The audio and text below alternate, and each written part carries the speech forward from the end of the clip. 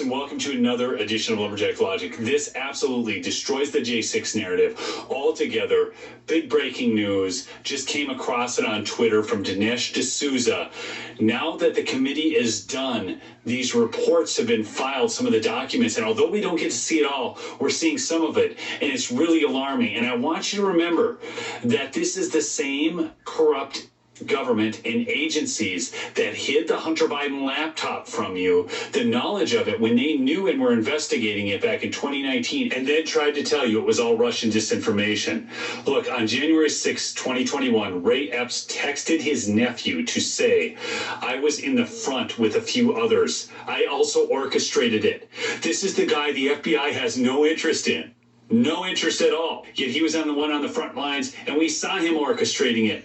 But now we have an actual text from his phone. This in addition to the fact that GOP House reps have released a bombshell report showing Pelosi's staff had regular meetings setting up the J6 security, helping revise plans, and turned down requests from USCP and House Sergeant-at-Arms for more funding and National Guard troops. This is the very same Sergeant-at-Arms that Mitch McConnell had hired in 2018, fired the day after J6, and ended up dead just before the J6 hearing. So this isn't the only problem with their whole J6 narrative, obviously, but this is a big one because Ray Epps was on the most wanted list, removed from it, and he was actually, we've got video of him doing all of this. Plus, they've had no interest in fence cutting man, bullhorn man, tower man, all these people that organized and actually got people to do these things. And check this tweet out from DC Drano, which is very good. It said, "Remember when we discovered John McCain was working with the IRS to target Tea Party groups with audits and government harassment to destroy that populist movement? Just imagine what Mitch McConnell and Lindsey Graham are doing behind the scenes to help destroy the MAGA movement." So don't think they weren't involved in this as well.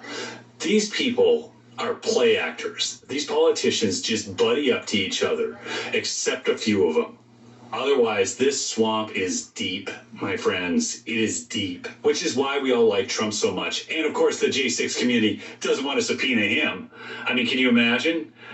We need all the footage released. We need a real hearing on what happened there. But they don't want that because they're afraid of what might come out. My friend Liz Harris, who just got elected to the state house down in Arizona, truthed this out the other day, and you're going to love it. So I'm in Barnes & Noble. And there's this guy looking for a hard copy of the January 6th report.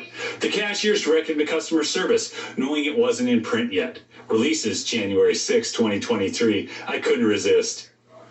"You had to pre-order it online, but you know it's fiction, right?" Well, that triggered him as he yelled for dozens to hear, "You Trumpster, you." I smiled.